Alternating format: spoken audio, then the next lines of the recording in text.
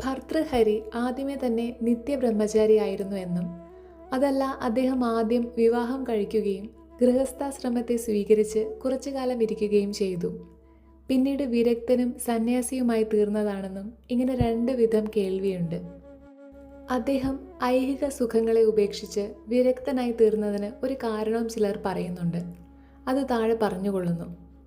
ഒരു ദിവസം ഒരു യോഗീശ്വരൻ ഭർതൃഹരിയുടെ ഗൃഹത്തിൽ വന്നു. ആ യോഗി ഒരു മാമ്പഴം ഭർതൃഹരിയുടെ കയ്യിൽ കൊടുത്തിട്ട് ഈ മാമ്പഴം തിന്നാൽ ജരാനരകൾ കൂടാതെ എന്നും ജീവിച്ചിരിക്കും എന്ന് പറഞ്ഞു. ഉടനെ ഇറങ്ങിപ്പോവുകയും ചെയ്തു.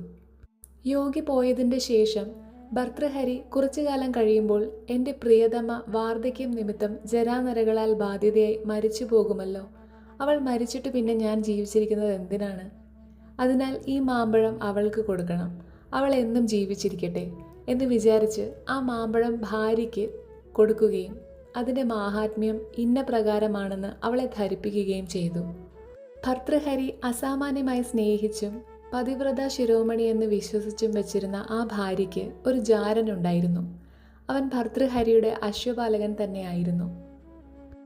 മാമ്പഴം കയ്യിൽ കിട്ടുകയും അതിൻ്റെ മാഹാത്മ്യത്തെപ്പറ്റി അറിയുകയും ചെയ്തപ്പോൾ പുംശലിയായ ആ സ്ത്രീ, നമ്മുടെ ജാരൻ മരിച്ചിട്ട് പിന്നെ ഞാൻ ജീവിച്ചിരിക്കുന്നത് എന്തിനാണ്, അവൻ എന്നും ജീവിച്ചിരിക്കട്ടെ എന്ന് വിചാരിച്ച് ആ മാമ്പഴം ആരും അറിയാതെ ജാരനെ വരുത്തി അവന് കൊടുക്കുകയും അതിൻ്റെ മാഹാത്മ്യത്തെ ഗ്രഹിപ്പിക്കുകയും ചെയ്തു.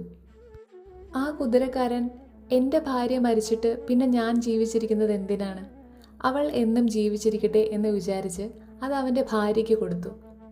കുതിരക്കാരൻ്റെ ഭാര്യ ഭർതൃഹരിയുടെ ഭവനത്തിലെ അടിച്ചുതള്ളിക്കാരത്തിയുമായിരുന്നു. അവൾ അവിടെ വന്ന് അടിച്ചുതള്ളി കഴിഞ്ഞ് അവളുടെ വീട്ടിലേക്ക് പോയ സമയത്താണ് കുതിരക്കാരൻ ഈ മാമ്പഴം അവൾക്ക് കൊടുത്ത് അതിൻ്റെ മാഹാത്മ്യത്തെ ധരിപ്പിച്ചത്. ഭർതൃഹരി പുറത്തെവിടെയോ പോയി തിരിച്ചു വരുമ്പോൾ മാധ്യമാർഗം ആ സ്ത്രീ ആ മാമ്പഴവും കൊണ്ടുപോകുന്നത് കണ്ടു. മാമ്പഴം കണ്ടപ്പോൾ അത് തനിക്ക് യോഗി തരികയും താൻ ഭാര്യയ്ക്ക് കൊടുക്കുകയും ചെയ്തതാണെന്ന് അദ്ദേഹത്തിന് മനസ്സിലാവുകയാൽ അദ്ദേഹം അവളോട്, നിനക്ക് ഈ മാമ്പഴം എവിടെ നിന്ന് കിട്ടി എന്ന് ചോദിച്ചു. ഇതെനിക്ക് എൻ്റെ ഭർത്താവ് തന്നതാണ് എന്ന് മാത്രം പറഞ്ഞിട്ട് അവൾ പോയി. ഭർതൃഹരി സ്വഗൃഹത്തിൽ വന്നതിൻ്റെ ശേഷം കുതിരക്കാരനെ വരുത്തി ആ മാമ്പഴം അവൻ എവിടെ നിന്നും കിട്ടിയെന്ന് ചോദിച്ചു. ആദ്യമൊക്കെ അവൻ ചില വ്യാജങ്ങൾ പറഞ്ഞുവെങ്കിലും ഒടുക്കം ഭർതൃഹരിയുടെ നിർബന്ധവും ഭീഷണിയും കൊണ്ട് വാസ്തവം തന്നെ പറഞ്ഞു. അത് കേട്ടപ്പോൾ ഭർതൃഹരിക്ക് വളരെ വ്യസനമുണ്ടായി. കഷ്ടം, ഞാൻ അതിമാത്രം സ്നേഹിക്കുകയും വിശ്വസിക്കുകയും ചെയ്തിരുന്നത് ഈ കുടലയെയാണല്ലോ. സ്ത്രീകളെ ഒരിക്കലും വിശ്വസിക്കാൻ പാടില്ല. കഷ്ടം. ഇവൾക്ക് വിരൂപനും തൻ്റെ ഭൃത്യനുമായ ഈ നിജങ്കലനെയാണല്ലോ അഭിനിവേശമുണ്ടായത്. ആശ്ചര്യം തന്നെ. ഇവൻ ഇവളുടെ ജാരനെങ്കിൽ ഇവൾക്ക് ഇവനോട് ഇത്രയും സ്നേഹം തോന്നാനും ഈ മാമ്പഴം ഇവന് കൊടുക്കാനും ഇടയില്ല. ഏതായാലും ഇതിനെക്കുറിച്ച് ഇപ്പോൾ ഒന്നും പറയണ്ട എന്നിങ്ങനെ വിചാരിച്ച് അദ്ദേഹം കുതിരക്കാരനെ പറഞ്ഞയച്ചിട്ട് ശയനഗ്രഹത്തിൽ പോയി വിചാരമഗ്നനായി കിടന്നു. കുതിരക്കാരൻ ഈ ഉണ്ടായ സംഗതിയെല്ലാം ഒരു ദാസി മുഖേന ഭർതൃഹരിയുടെ ഭാര്യയെ ഗ്രഹിപ്പിച്ചു. തൻ്റെ വ്യാജ പ്രവൃത്തികളെല്ലാം ഭർത്താവ് അറിഞ്ഞു എന്നറിഞ്ഞപ്പോൾ അവൾക്ക് വളരെ വ്യസനവും ഭയവും ഉണ്ടായി. ഇതു നിമിത്തം തൻ്റെ ജാരന് കഠിന ശിക്ഷയും തനിക്ക് ദുര്യശസ്സും ഉണ്ടാകുമെന്നും ഇവ രണ്ടും ഉണ്ടാകാതെ ഇരിക്കണമെങ്കിൽ ഭർത്താവിൻ്റെ കഥ ഉടനെ കഴിക്കണമെന്നും അവൾ നിശ്ചയിച്ചു. ഉടനെ അവൾ വിഷം ചേർത്ത് ഒരു ഓട്ടടയുണ്ടാക്കി. ഭക്ഷണം തയ്യാറാക്കാൻ കുറച്ച് താമസമുണ്ട്, വയറു കായാതിരിക്കട്ടെ, ഇത് തിന്നോളൂ എന്ന് പറഞ്ഞ് ആ പലഹാരം ഭർതൃഹരിയുടെ കയ്യിൽ കൊടുത്തു. അങ്കന ജനത്തോളം ദുർബുദ്ധി മറ്റാർക്കുള്ളൂ. ഭർതൃഹരി പലഹാരം കയ്യിൽ വാങ്ങിക്കൊണ്ട്, ഇവൾ എന്നെ കൊല്ലാനായി വിഷം കൂട്ടി ഉണ്ടാക്കിയതായിരിക്കണം, ഇനി ഇവളുടെ സഹവാസം ഉപേക്ഷിക്കുക തന്നെയാണ് യുക്തം, സംശയമില്ല. 4 ആശ്രമങ്ങളുള്ളതിൽ ഉത്തമവും സുഖപ്രദവും ദുഃഖരഹിതവുമായിരിക്കുന്നത് ചതുർത്ഥാശ്രമം തന്നെയാണ്. അതിനാൽ അജിരേണ അതിനെ തന്നെ സ്വീകരിക്കണം എന്ന് മനസ്സിലാക്കിക്കൊണ്ട് നിശ്ചയിച്ചിട്ട് ഓട്ടപ്പം വീട്ടേ ചുടും എന്ന് പറഞ്ഞുകൊണ്ട് അവിടെ നിന്ന് എണീറ്റ് പുറത്തു വന്നു. ആ പലഹാരം പുരയുടെ ഇറമ്പിൽ തിരികെ വെച്ചിട്ട് അദ്ദേഹം ഭിക്ഷ വാങ്ങി ഭക്ഷിക്കുന്നതിനായി ഒരു ചട്ടി കയ്യിലെടുത്തുകൊണ്ട് പുറത്തിറങ്ങി പോവുകയും ചെയ്തു. ഭർതൃഹരി പടിക്ക് പുറത്തിറങ്ങിയപ്പോൾ അദ്ദേഹത്തിൻ്റെ പുരയ്ക്ക് തീ പിടിക്കുകയും സർവസ്വവും ഭസ്മാവശേഷമായി തീരുകയും ചെയ്തു. അനന്തരം ഭർതൃഹരി സന്യാസ പ്രവൃത്തിയോടുകൂടിയും ഭിക്ഷയെടുത്ത് ഭക്ഷണം കഴിച്ചും പല സ്ഥലങ്ങളിൽ സഞ്ചരിച്ചു.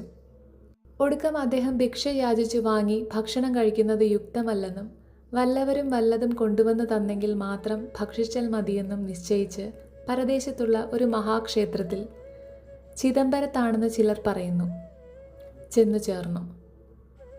അവിടെ കിഴക്കേ ഗോപുരത്തിൽ പട്ടണത്തു പിള്ള എന്ന പ്രസിദ്ധനായ സന്യാസി ശ്രേഷ്ഠൻ ഇരിക്കുന്നുണ്ടായിരുന്നു.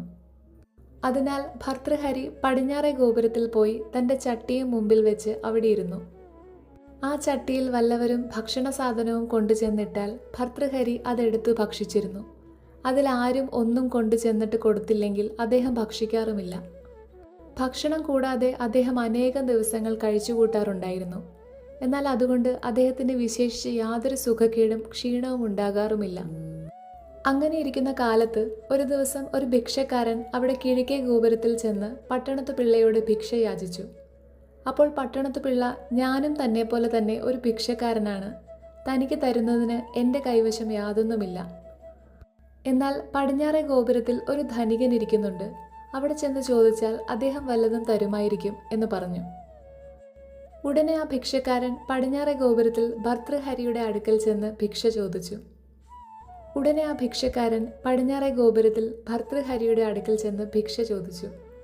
അപ്പോൾ ഭർതൃഹരിയും, ഭിക്ഷ കൊടുക്കുന്നതിന് എൻ്റെ കൈവശം യാതൊന്നുമില്ല, ഞാനും തന്നെ പോലെ ഒരു ദരിദ്രനാണ് എന്ന് പറഞ്ഞു. ഉടനെ ഭിക്ഷക്കാരൻ, അങ്ങൊരു ധനവാനാണെന്ന് കിഴക്കേ ഗോപുരത്തിലിരിക്കുന്ന മനുഷ്യൻ പറഞ്ഞല്ലോ എന്ന് പറഞ്ഞു. ഇത് കേട്ടപ്പോൾ താൻ ഒരു ചട്ടി വച്ചുകൊണ്ടിരിക്കുന്നതിനാലാണ് പട്ടണത്തു പിള്ള ഇങ്ങനെ പറഞ്ഞയച്ചതെന്നും വിരക്തന്മാർക്ക് ഇങ്ങനെ ഒരു ചട്ടി വെച്ചുകൊണ്ടിരിക്കുന്ന അയുക്തവും അനാവശ്യവുമാണെന്നും ഇങ്ങനെ ഒരു പാത്രം വെച്ചുകൊണ്ടിരുന്നാൽ എല്ലാവരും വല്ലതും തന്നാൽ കൊള്ളാമെന്ന് തനിക്ക് ആഗ്രഹമുണ്ടെന്ന് അർത്ഥമാകുന്നതാണെന്നുമാണ് പിള്ളയുടെ അഭിപ്രായമെന്നും മനസ്സിലാവുകയാൽ ഇനി ഇതിരുന്നിട്ട് ആരും ഇങ്ങനെ പറയാനിടയാകരുത് എന്നും പറഞ്ഞ് അദ്ദേഹം ആ ചട്ടിയെടുത്ത് ഒരേറ് കൊടുത്തു. മൺപാത്രമായ ചട്ടി ഉടഞ്ഞു തകർന്നു പോയി എന്നുള്ളത് പറയണമെന്നില്ലല്ലോ.